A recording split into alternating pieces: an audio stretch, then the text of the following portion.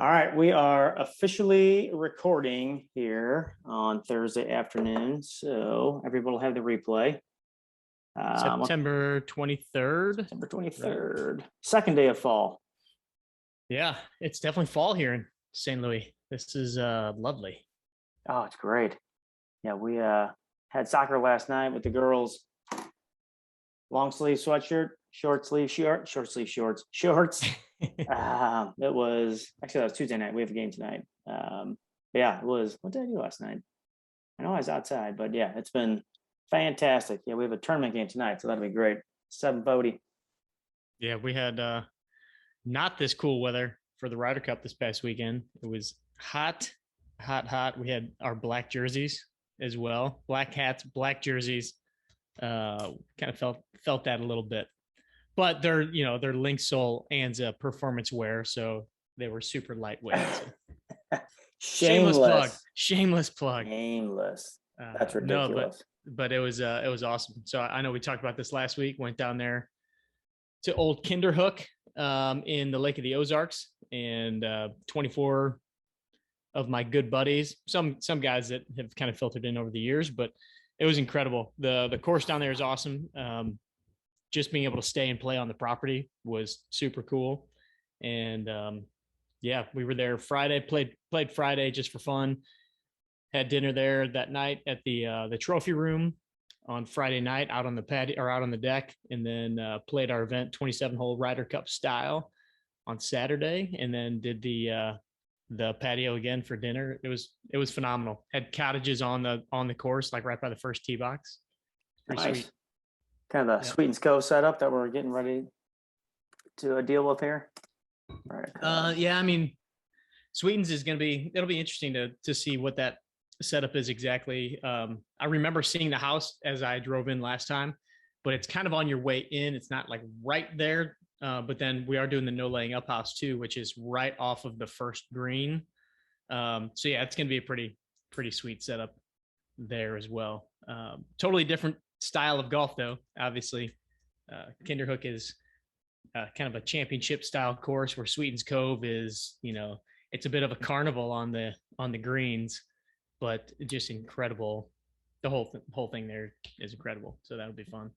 So the key there is to get to the green in regulation. At Sweetens Cove, yes, because you're going to need every putt that you will need every that you get. You'll need every putt. You need to know where and your second shot at Sweetens on any par four, or then into the par fives. You need to know like what angle you're coming in from, because sometimes it's an impossible attack from one side of the green. If you're going to the one flag, it's like there's no way I'm going to stop this thing 30 yards from the hole. Even it's pretty nuts. Oh boy, I can't wait. Yeah. Nice. That'll be fun. That'll be awesome. So what of the 24 dudes, how was their fitness on the last day? Anybody out of gas? We kind of talked about that last week, just the idea of using your fitness as an asset, as opposed to your fitness being a liability when you're out on the golf course. And, I would say that, there's a lot of guys that all played Division III college athletics there. I mean, a lot of these guys were soccer players or played some sport in one way or the other.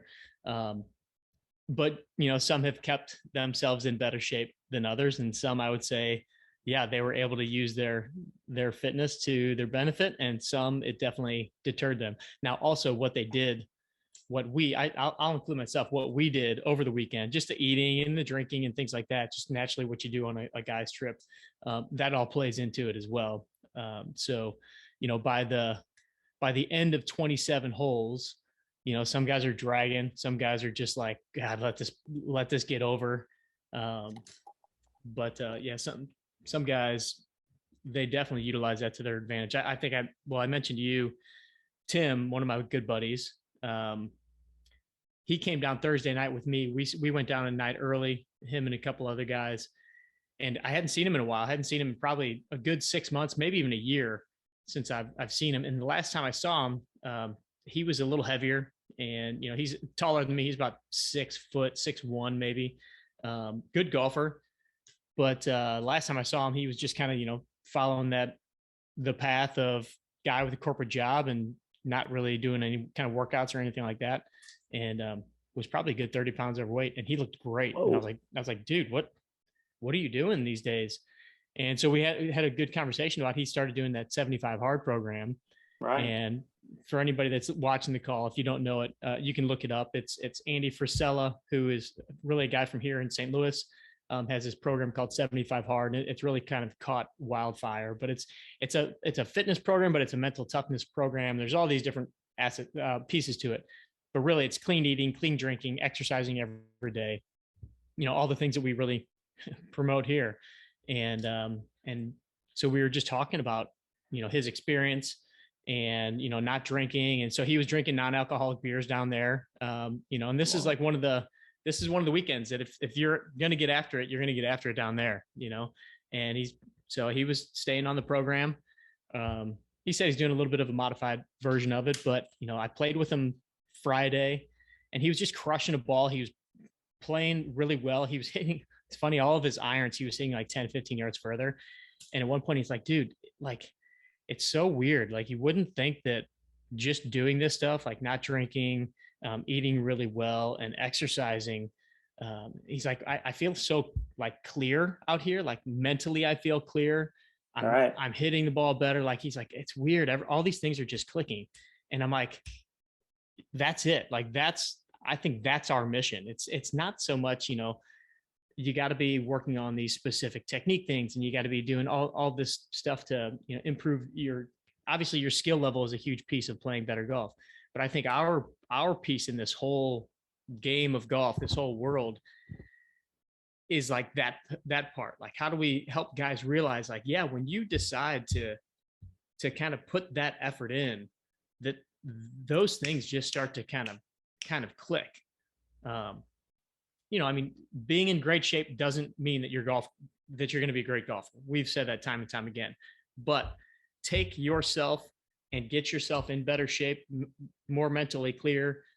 I think that there's no doubt that you can definitely be a better golfer out there. So it's fun to see his experience with that. I mean, obviously we talk about that stuff all the time here, but here's a guy that is right in our demographic of who we're trying to target on the podcast and talk to. And it was like seeing the aha moment. It was like, I saw the light bulb over the top of his head. It was really cool. So how far into the 75 days is he? 40, I think. And he's, holy cow, and he's already lost 30 pounds? No, he was 30 pounds overweight. He was the last time I saw him, he was 30 pounds overweight, I would say. I would say I don't know what he's down from day 1 to day 40. But from the last time I saw him, he's probably down a good 30 pounds, I'd say. That's awesome. So yeah, the kicker for that is, so no alcohol for 75 days, which is a hard one because I do like beer. We like beer. Yeah. You have to have 2 45-minute workouts per day. One of them has to be outside. And they have to be 3 hours apart. Right. Yeah. 2 separate 45-minute workouts. Have to be on some sort of diet. It doesn't matter. Right. Whether it's paleo, keto, intermittent fasting, whatever it is. Mm-hmm.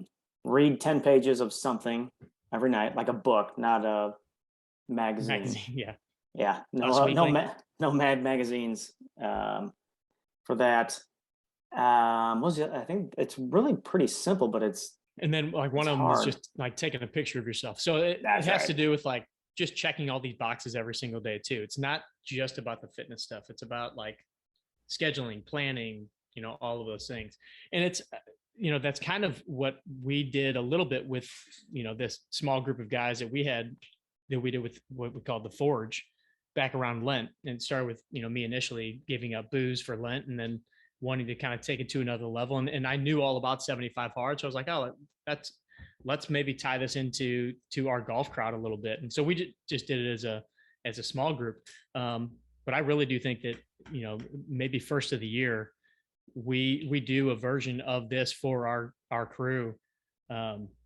Because it's about so much more than just getting in shape. It's about, just kind of, pushing yourself a little bit and I think that every now and then it's really important to challenge yourself to do something a little outside of your reach. Right. I mean, that's why you and I are doing this race in December. Right. we both are not big fans of running, but we're fans of pushing ourselves and challenging ourselves. You've been doing different physical challenges for the last how many years? 10 years, doing your 340-mile canoe ride or paddle and Canoe ride. I wasn't canoe, long for the ride. I was powering that thing. canoe. So yeah, it's just like so that has always intrigued me, and it was kind of funny. Like that race when I did the Pierre Marquette 2 years ago, it was like miserable and cold and snowy and muddy and sloshy, and it was like in some sick way, I was kind of like, dude, I'm glad this is a nasty freaking day because I know when I get done with it, first of all, that ice cold beer is going to taste really good, but it's going to be like, man, I just did something that I've never attempted before, and it challenged me, and it's going to suck while I do it. But I know that when I get done, I'm going to feel pretty good about myself. And so I think that it's easy to look at golf as a game and get complacent with it because how many times you go out on the golf course and it's that I called it like kind of a dichotomy when I sent you some notes for today. Like it's a dichotomy of like really going out and enjoying yourself and having fun. But it's really easy to take that like laissez-faire mentality, like, oh, just, these first 3 holes, I kind of shit the bed and now my round's gone and, oh, big deal, no big deal. But when you have some pride in what you're doing too, it's like, no, I like, okay, let's challenge myself to make these next 6 holes the best 6 holes I've ever played, kind of a deal. And I think that part of that comes from just our daily habits and how we push ourselves in other ways, which I think is where some of these physical challenges come in. And I think that's something that like our crew can kind of rally around, those kind of things. That's why we go to the gym. That's why we push ourselves that way. So we can have fun, but we can also be competitive and, tap into that athleticism that we once competed with. So Yeah, I think there's something there.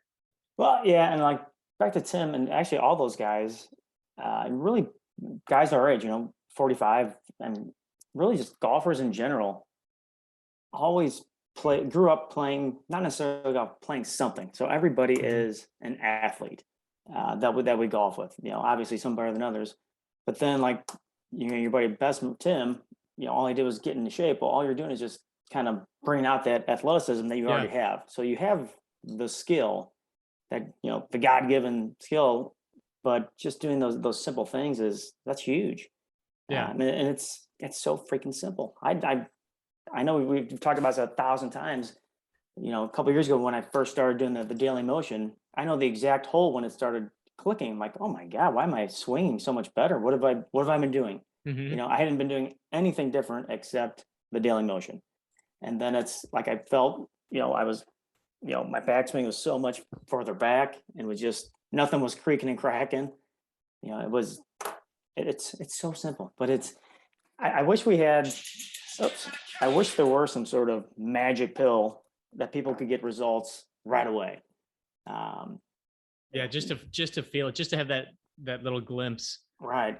And Plus by the way, millionaires. By the way, John, we see that you're on the call here. So if you have a question you want to jump on, just let us know. Shoot us a little note in the chat box, and happy to answer any questions. I know we've got a couple in the queue here, but just want to touch on a couple of these little things. So another thing that came out of my conversations with Tim, and just over the course of the weekend, was he asked me if I ever read the book that David Goggins wrote called "Can't Hurt Me," right. And I had never read it. But I knew about it. I know all about David Goggins. If you don't know about him, he was a Navy SEAL, went through the Navy SEAL like BUDS training, had to go through it 3 times. Even got through Hell Week the one time, but then because I think it was his knee was so jacked up, they rolled him back and he had to start over. Then he went through like Army Ranger School. He ran a 100-mile race on 3 days notice, had never run one before. And it was, so the whole book, I mean, he is just insane. He's like superhuman, but the whole message is about tapping into the fact that you have more in the tank, like no matter what you do, like in that 100-mile race, he was like, dude, I should be one of the baddest MFers on the planet. I'm a Navy SEAL. I went through BUDS training. I went through all this stuff multiple times. Like, people consider me to be one of the toughest dudes around. And that gal just whipped my ass in a 100-mile race. And he's like, that just proves to me that as a human being, I have more that I can do. And it just, for him, it just like escalates and escalates and escalates. He's doing like 150-mile races through the mountains and stuff like that. But it just kind of gets you thinking, like, okay, where are we kind of selling ourselves a little bit short? Whether that be, and it, then kind of gets you thinking, like, what could I be doing a little bit more of workout wise? Where am I kind of selling myself short?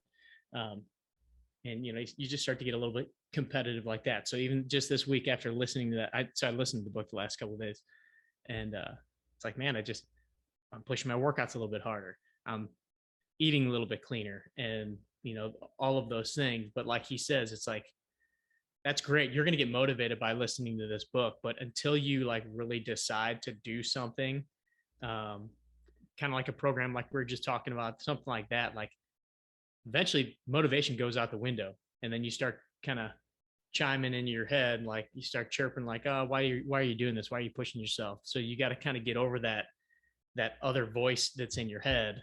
And motivation, he said, motivation is just kindling. That's just kind of what gets the fire started, but that stuff runs out real quick. So if you don't have something deeper there to go for, then you're not going to push through.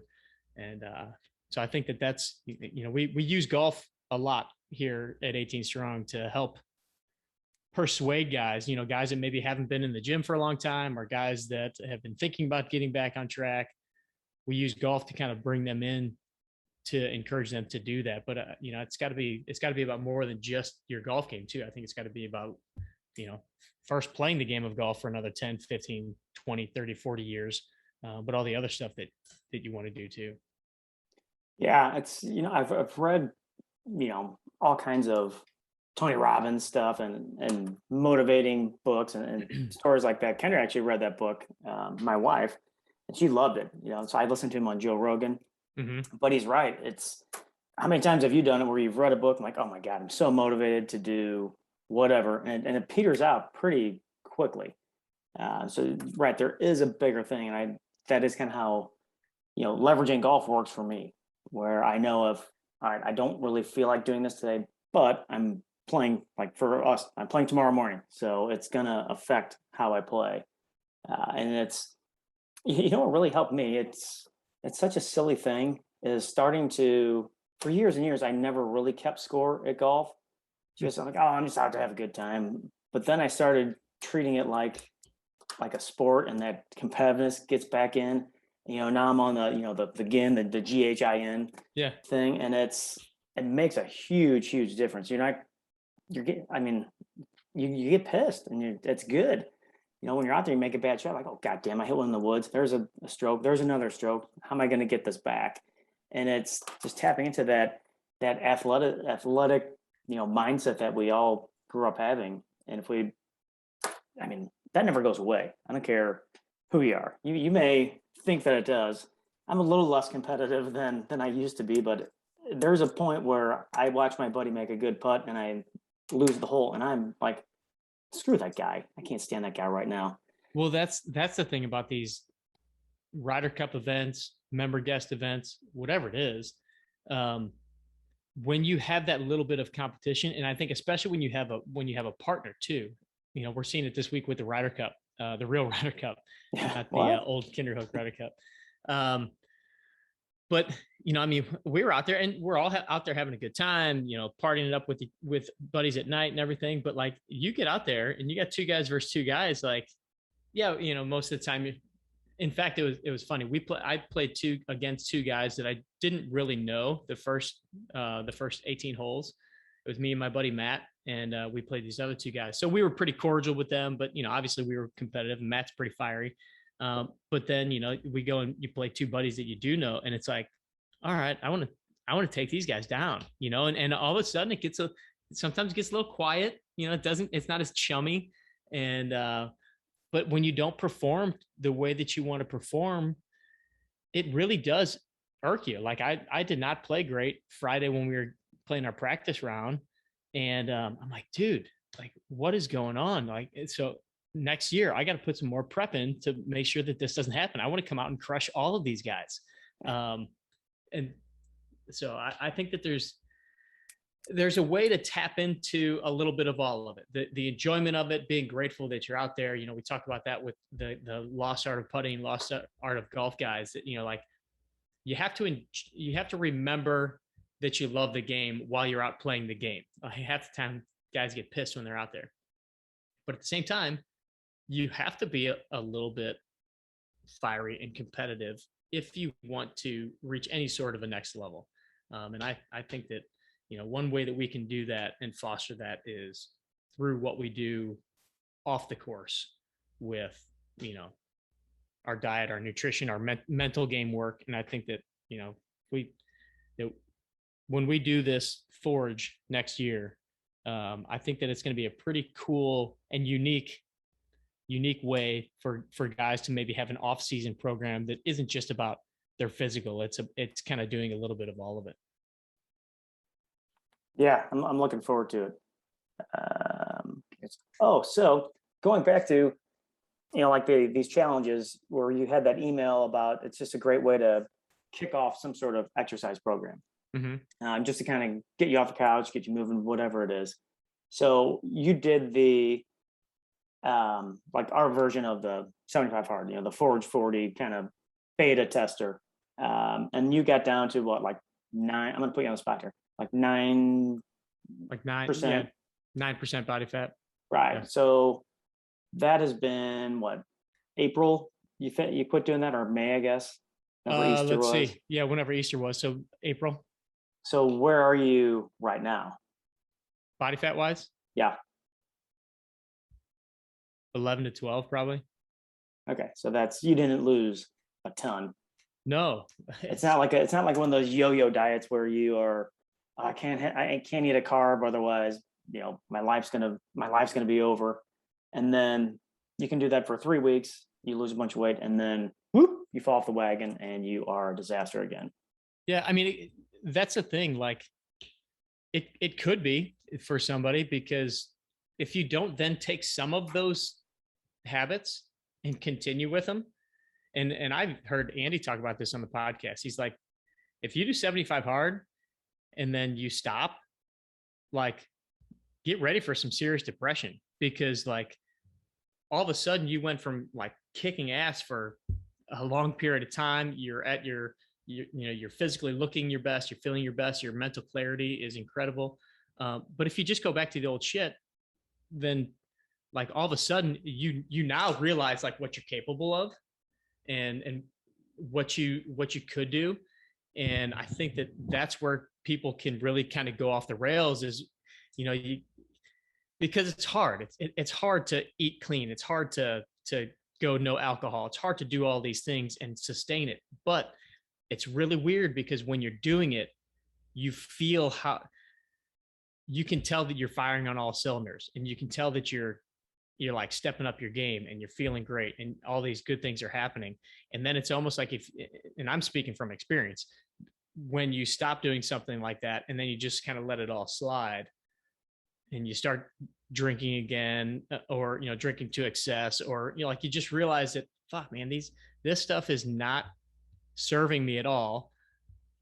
I'm doing it because I enjoy it, but like I knew that when I had that discipline, I felt way better about myself. I felt way better about, you know, everything that was going on. So yeah, if somebody, and maybe that's something that we really can differentiate ourselves with our crew, is like, okay, after that thing, like how do you then continue, so you're not just cut off and then all of a sudden, oh yeah, let's just go back to my regular habits, because it's easy to do, but you've said it time and time again, it's like the more you have on your plate, the better off you are getting stuff done, right? Because you have to schedule it out and you have to do all these things. So I think that it's very, very similar to that. Once you stop something like that, you have to be diligent about how you're offloading, because, you know, kind of slipping back into a little bit of normal lifestyle you're not going to be a robot the rest of your life, but what are the things that you can take out of that and exhibit some more self-discipline to then just continue to do that. And then like what I find is it gets easier as you go. Like for me, the giving up alcohol for Lent, and that's really why one of the reasons why I wanted to step up this year, because it was like, okay, once I did that a couple of times, I know I can do that. Like that's not that big of a deal anymore. Once I make that decision, okay, done. Now what else can we kind of tap on it? But the good news is once you do get in better shape, once you get leaner, the longer you are like that, the easier it is to maintain that too. First of all, just because your habits have changed a little bit, your habits are a little bit different, but you've changed your ratio of muscle mass to body fat. So the more muscle mass you have, the more you're going to be burning calories and everything just at rest. So it's a little bit easier to stay leaner once you are lean, as opposed to trying to drop down to that leanness. And not that being lean is the end all be all for a golfer, but I think that most guys out there, I look at every single one of the guys on this Ryder Cup trip, out of 24 guys, I would say that there were 3 that are probably at about the ideal body weight or body size that they would want to be, So I would say most guys do want to trim down a little bit, and it will benefit most of them because they're going to move better, they're going to feel better, all those good things. Yeah, it's a staggering number, but not unusual that only 3 guys out of 24 are what you would call in good shape. Yeah. Especially guys who played college. We're all very athletic dudes. Yeah. That's I mean, almost every one of them played collegiate level something, to some extent. Definitely high school. Yeah. Well, and what I think is, or what I've seen in my, experience is it's like tapering off that like Forge 40 or 75 hard. You could do that forever, but it's unlikely that you're going to do that forever. So let's say, I've gone 2 steps forward, 1 step back. So I started out at 195 pounds, then I'd get down to 190. Then I would pop back up to 192. Well, then it made it easier to get down to 188. And it just kind of did this. So you start, getting a little bit better, a little better, a little bit better. And, now I'm shooting for, 168 is my next thing. And I'm awfully close. And then I'll probably go back to 170 during deer season and Thanksgiving and, Christmas and all that jazz. But years ago, I remember I gained 10 pounds over the holiday season. Like, that ain't right, man. Because just going out every single night. So it gets a little bit better and a little bit better. Before you know it, I'll be 130 and just keep going. Just fighting in the featherweight UFC division. Well, we'll get Tony on here one of these days soon. But when we were, Tony and I, and you were working with the guys in our kind of private online group, the RFG, those guys did an incredible job of, and it was all just based on, these simple principles, just doing your workouts, eating a little cleaner, doing those things. But several of these guys lost 10, 20 pounds.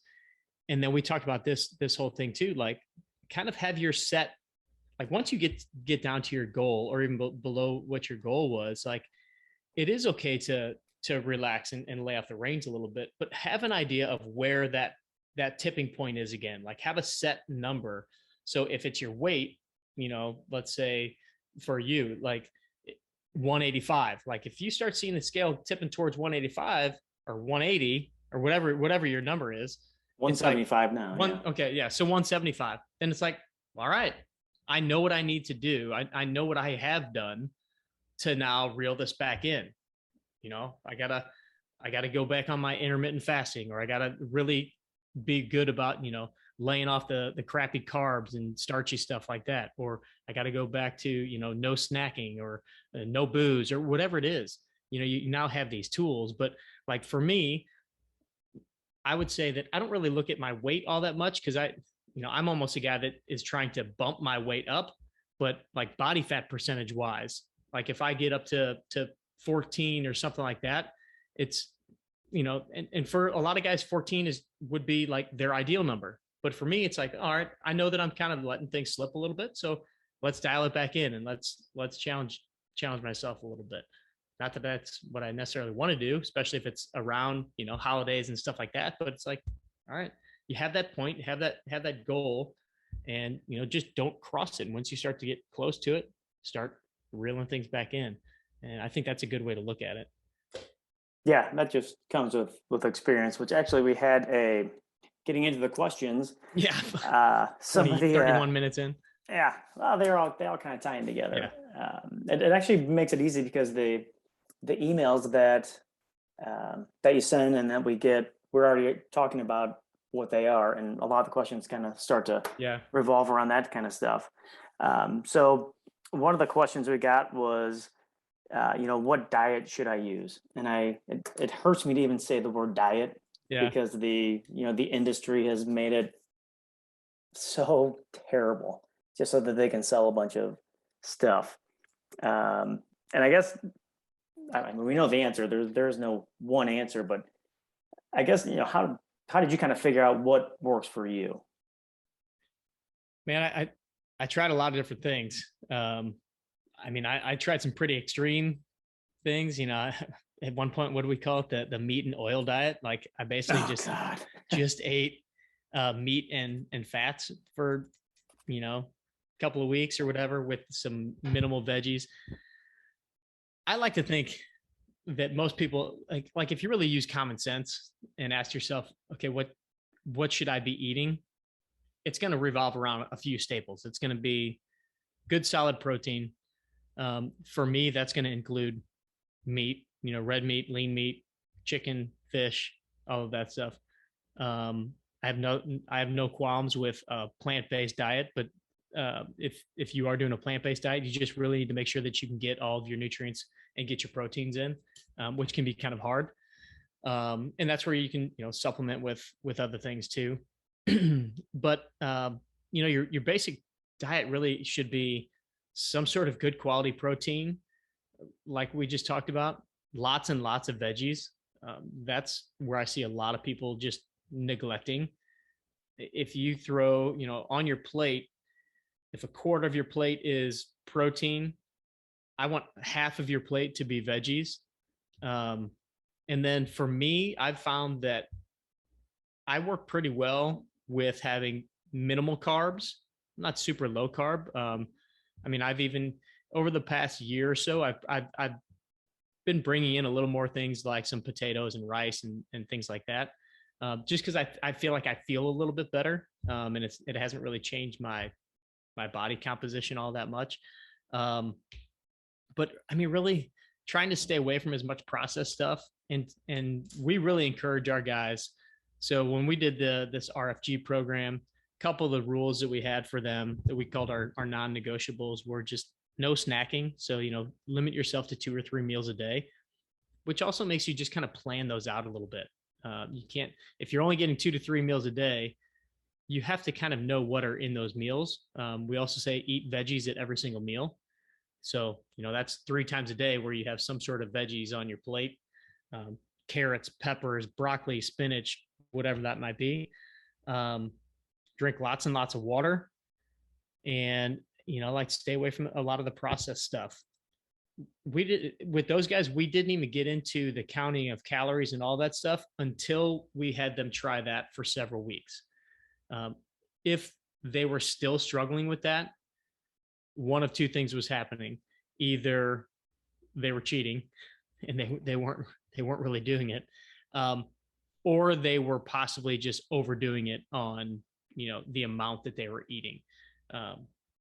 So then we started to look at, okay, what are the calories that we would recommend for that person?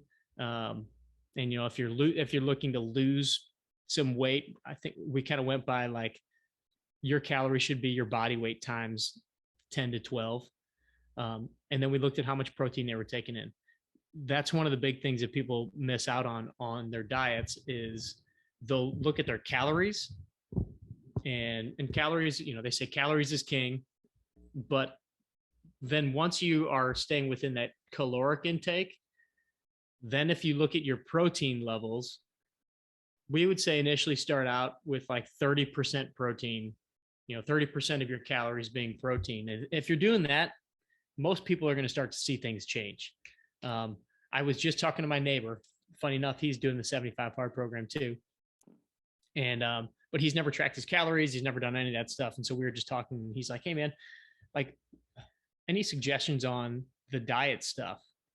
And I said, well, and he's tracking his calories. And he said, what, is there anything I'm not doing? I said, well, just shoot me over a picture of what your macros look like. So macros are your protein, your fats, and your carbs. And I said, really, let's just make sure that if you're doing good on your calories, let's just make sure you're doing good on your protein.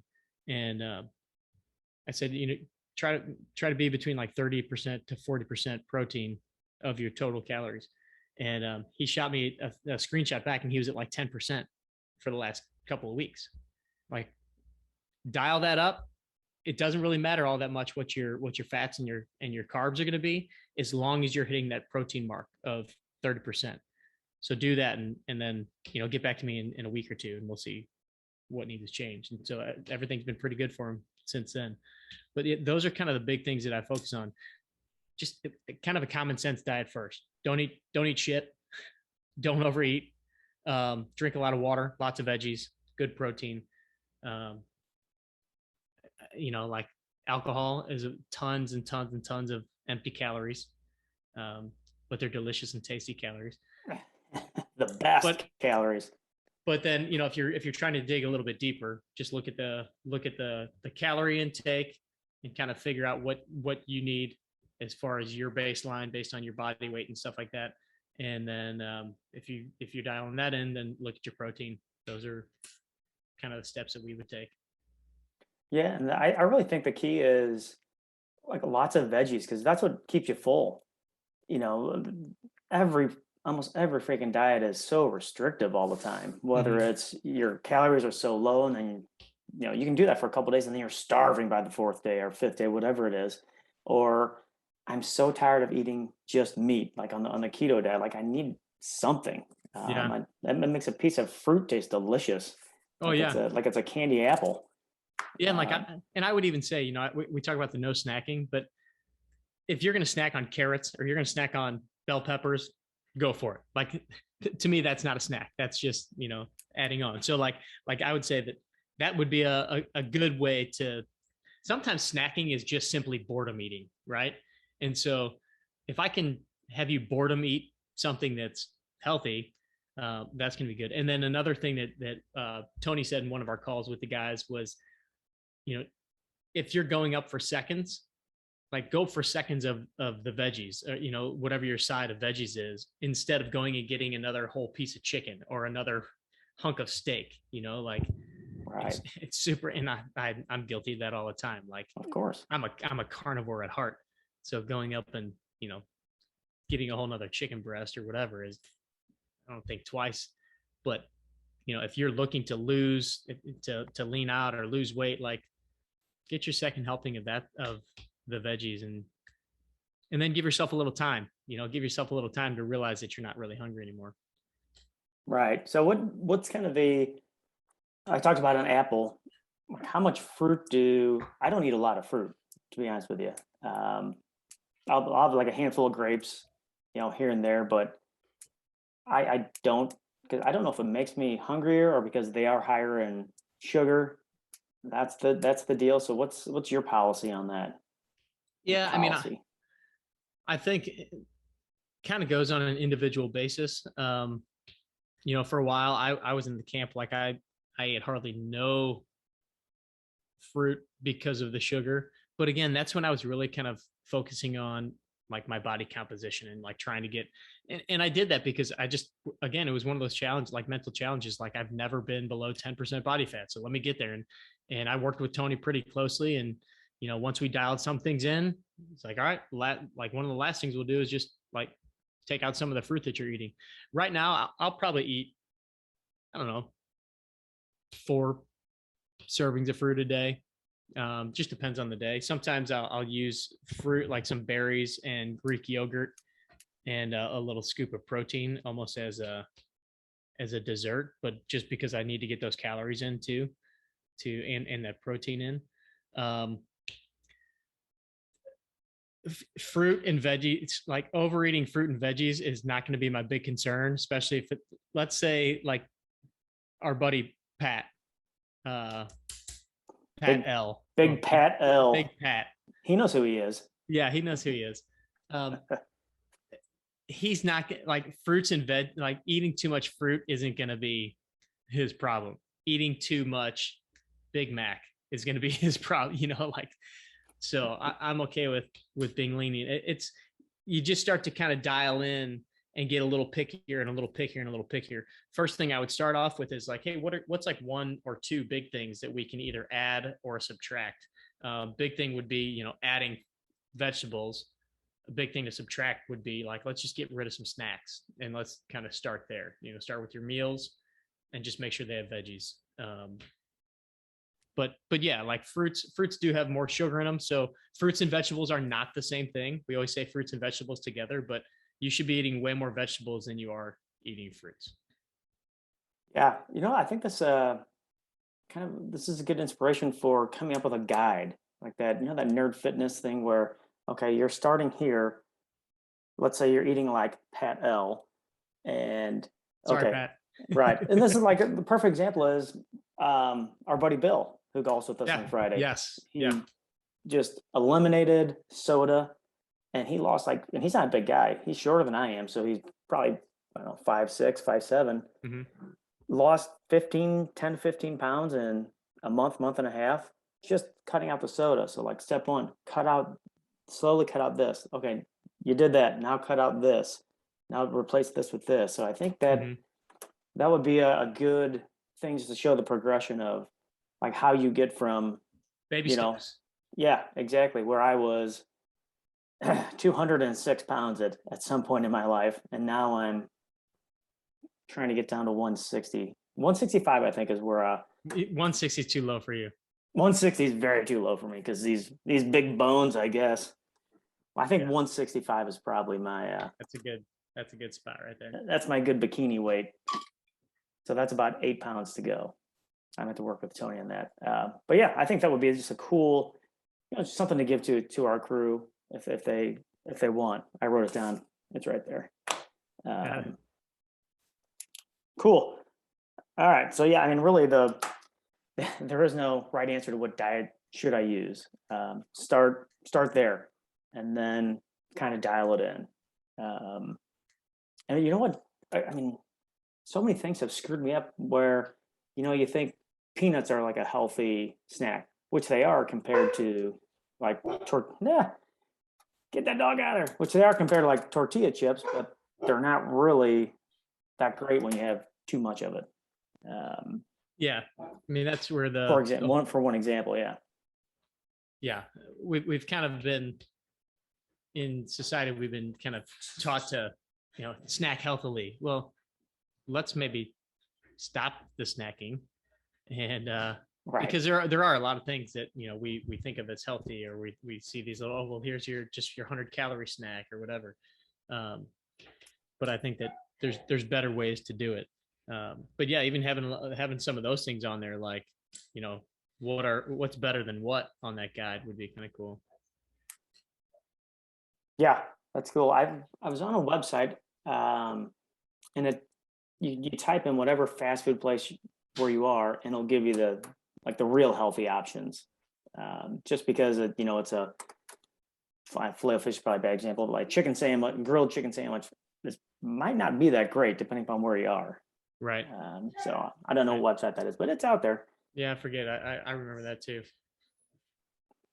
Okay, so I think the kiddos just got home. In case you guys hear some rustling in the background. That's early. All right. So this kind of falls lines from Victoria. A very specific question, but it's diet related. So I'm looking for any real science reporting, not some company that wants to market something to me, that definitely identifies any problems produced by soy products in gestation and athletic performance. In general, do athletes encounter joint discomfort, sore muscles, excess fatigue, etc. after too much soy? So how much is too much soy? I don't know if we have the answer to that. So just drop a few nuggets of wisdom on the best place to find trusted answers. Hmm. Um, that's a good question. I might have to look into that one. I don't have anything off the top of my head. Yeah, actually I do. So there's a great website called Precision Nutrition. And if you go to precisionnutrition.com, you might be able to find something there. There's also a good friend of ours is Jason Phillips from the what's the name of it? NCI Nutritional Certification Institute. uh, Here, let me look it up. something like that. NCI, but it's NCI, and they may have some sort of resources there. Oh, Nutritional Coaching Institute. Nutritional Coaching Institute.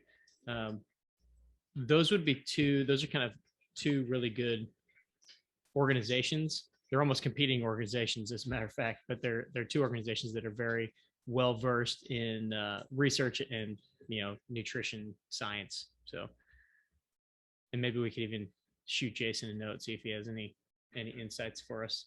Yeah, there's some awesome information on both those sites, but they are trying to sell stuff also. Yeah, As is. Yeah, gotta. yeah. They People gotta eat. They're mainly trying to sell their nutritional certification courses, though. So they're not trying to sell you like food products. Right. They're actually trying to get coaches like myself to become certified under their brands. So it's not like they have a big fight or a dog in the fight on what food you're buying or Right. supplements or anything like that. Yeah. What very little I know about soy is too much. I think it increases your estrogen levels. Yes. Boy or girl. Yes. So I don't know if that affects your performance. Maybe it makes you a kinder, gentler person. Yeah. You lose that. I wonder if David Goggins eats a lot of soy. He's not kind and gentle. No, that he's going straight meat off the bone. Yeah. All right. So here's a good one from Scott, one of our new guys. So I overworked the tendons in my right elbow, twisting nails out of a deck. That sounds like an awesome day. This led to a case of tennis elbow and then golfer's elbow. I did physical therapy for this and was given a stretch routine with some twisting motions that then strained my shoulder. So my elbow is now pretty good, but my right shoulder is off a bit. I can feel this with the full extension on the full swing follow through, mostly with the driver. So I'm hoping to strengthen the shoulder region to support the weak area of the shoulder, and hoping that the golf specific work will also enable my body to perform better on the course. So basically, he screwed himself up doing physical therapy for golfer's elbow, and now he's got a shoulder issue. So this is really interesting, and actually, Kendra just introduced me to a lady. They call her the Queen of Tennis Elbow that we're gonna hopefully have on the podcast soon, and I just listened to an episode that she did on another podcast. But what's interesting here is he has golfer's elbow from twisting the nails out of the deck, golfer's elbow, tennis elbow, whatever it is. But this just shows that just going straight at the elbow to help fix that issue is kind of more of going towards the symptom than it is the cause, because a lot of times golfer's elbow is initially caused from quite possibly postural issues, so shoulder stuff. So it's interesting that he then hurt his shoulder while trying to fix his elbow, whereas if we would have maybe fixed his shoulder issues, that would have possibly fixed his elbow issues. So building up stability in the shoulder, the middle scapular muscles, all of those things are often going to take stress off of the elbow, because it's going to change the postural position of the way that you hold your shoulder, the way that you're doing different things. So he was probably like really wrenching with his arm when he's twisting these, instead of kind of like being able to brace and lock the shoulder. So I have a feeling if he would have been doing some shoulder strengthening, shoulder stabilization kind of exercise, which are staples in all of our programs, that would would have helped prevent that a little bit. I mean, that's kind of an unnatural movement for anybody. It's not something you do on a regular basis. So he may have had some issues with it no matter what. But one of the first things that I would have done if I was working with him is, yeah, let's try to work on some of the symptoms and some of the irritation that he has going on. But let's also start a little closer to the midline, the joint above, and see if we need to stabilize some things, see if he's got some instabilities going on there or some weakness. So Gotcha. So if I understand this correctly, so golfer's elbows on the inside, tennis elbows on the outside. correct. Gotcha. Medial is golfer's elbow. Lateral is tennis elbow. Cool. And plenty of golfers get tennis elbow, and plenty of tennis players get golfer's elbow, and plenty of people that don't play either get both. So it's just we in the PT world, we would call this lateral epicondylitis and medial epicondylitis. So you can see why they named it something that you can remember. Right. Yeah. I would have never made it as a doctor. I can't remember any of those Latin words. Your All right. handwriting's too neat too. I tried. Okay, so this will be our last question, unless anybody has one here online. So this kind of goes, you actually wrote an email about this today. So what is the best way to build strength? Because I know a lot of our guys I don't want to get bulky because I'm gonna lose my flexibility, my mobility. To which I know you and I are to the point like, you're not gonna get bulky, buddy. But so I know the four things we always talk about, or we have talked about, is genetics, which that's not gonna help everybody. It's not helping me or you build muscle. But then diet, exercise, and rest are kind of the big three that we can control. So if someone did ask you, what is the best way to build strength without getting bulky, which just kind of happens on its own. Yeah, I mean, the best way to build strength is simply to create resistance on your muscles. And I would say that, you're going to want to stick towards a lower rep range. Now, strength is a pretty open-ended word. So, I mean, somebody that can't do a split squat or can't do a body weight squat, building strength is going to be just getting them to be able to do a body weight squat, right? Part of that's going to be the way that they move, but part of it's going to be their muscles, things like that. When you're talking, strength training in the gym, we're going to look at just progressively overloading, wherever you were week 1, on week 2, let's see if you can lift a little bit more. Let's see if you can add a little bit of resistance, or let's see if you can slow down the tempo.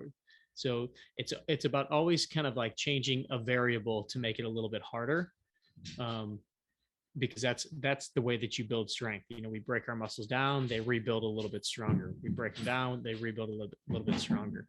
So if I have somebody let's just use the bench press. Bench press is an easy example. If I have somebody that's really looking to improve their strength in the bench press, well, I'm going to keep them at a lower number of reps, maybe, 3 to 6 reps per set, because they're going to be able to use a heavier weight. And then I'm going to do that, maybe 4 to 6 sets, and give them plenty of rest in between. So their body's able to rest. They're able to come back fairly strong for the next set. And then you're trying to push that weight, not necessarily trying to push them to failure or anything like that. But then the next week, we're going to try to increase the weight a little bit on one or all of those sets. We're going to try to improve just a little bit. And that's really how strength works. You just can progressively try to overload and increase the resistance. We talk about our daily motion exercises, and even though those are just range of motion exercises, I still consider those at the basic level. Those are still strength exercises. If I'm trying to push into a further range of motion, I'm creating strength in the muscles that are causing that motion. And so as the motion gets a little bit bigger, those muscles have to be a little stronger to hold that position or to create that position. So from the microscopic level, just no weight in an exercise can be improving your strength. Or you look at like powerlifting, going from 300 pounds to 500 pounds is strengthening. So it's all just about getting a little bit stronger or challenging yourself a little bit more. Gotcha. So as far as you're not going to get bulky, what is the science behind that? In order to get bulky, you have to eat a ton, All right. like, I mean, you have to fuel yourself with so much food. Like for somebody my size to bulk up. So I'm about 165 right now. If I wanted to bulk up to 180, I mean, I'm gonna have to be in the kitchen mowing down food, 3,000 to 4,000 calories or something like that, just to start increasing. I mean, your muscles are made of what you eat. So in order for me to process that, I have to be eating a lot more calories than I'm expending. I also need to be strength training with higher amounts of volume to be continuously breaking down those muscles.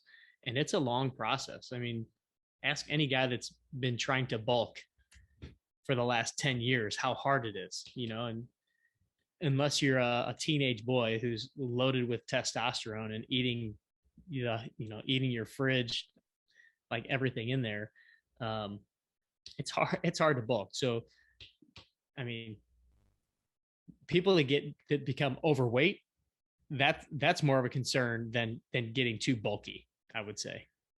Right. So a guy like DeChambeau, he ate so much of those protein shakes, and I can tell he's starting to slim down a little bit. Yeah, I bet he's 20 Um, pounds lighter than he was last year. but does he still maintain all that strength that he built up whilst he was bulking? Depends on whether he's continued to work. He's probably not strong. He's probably not as strong as he was. I mean, remember last year was COVID, so last year they weren't playing. So think of it this way: when I was working at our gym, Elevated Performance, and my partner worked with a bunch of hockey players, those guys would come in the off season and they would gain, a guy like Chris Butler who played for the Blues, he'd come in and he would be in there 5 days a week. He'd be eating, probably 3 to 4,000 calories a day. He'd probably put on 15 pounds over the course of the summer, maybe 20. But the idea was he's going to get as big and strong as he can in those 3 months, because he knows that for the next, whatever, 6 months, 8 months, 8 months, yeah, eight it's a long months, season. he's going to be skating almost, 75% of the time. He's going to be out there, almost probably 2 out of every 3 nights skating, burning a ton of calories. And so by the end of the season, these guys come back, back again to where they were. So they lost a bunch of strength. They don't do a whole lot of strength training when they're on the road. They'll do a little bit to kind of try to maintain what they can. So for DeChambeau, during COVID, he was able to probably eat 5,000 calories a day. He had his 10 protein shakes or whatever he was eating. He was training every single day. So muscle mass wise, he was able to bulk up, just, muscular, his body fat was down, or well, I guess his body fat was kind of up too, but he got bigger muscular wise. He got bigger just body fat wise, just because he was eating so much. But then now that he's been playing, he's been traveling, he's not able to hit the gym as much as he could before. He's definitely lost some weight. And I bet some of that was by design. He's probably maintained some of his strength, but there's no way he's as strong as he was, coming out of COVID, just because he hasn't been able to exercise nearly that much. So yeah, you lose your strength. If you don't use it, you lose it, right? If you're either going one way or the other, you're either getting stronger or you're getting weaker. It's really hard to maintain, especially when you're playing a professional sport like that. So usually you're trying to quote unquote maintain as much as you can on the road. A lot of those guys, when they're doing their workouts in the trailer and everything, it's more just to make sure that their bodies are moving well. Some guys do a little more heavy lifting, like Koepka and even DJ, but Koepka probably more so. And I think some of his is more vanity than it is performance, to be honest with you. Yeah, I'd agree with that. I love Brooks Koepka. That guy's awesome. He's great. All right, we are exactly at an hour here, so we can wrap this thing up and we'll get it posted for everybody. Sweet. Yeah. Anybody that's watching, be sure shoot us some questions in the emails or whatever, or obviously if you can join us on the live calls here. We love catching up with you guys and seeing you face to face and answering whatever questions we have or whatever questions you have. So hopefully we'll see some more of you next week.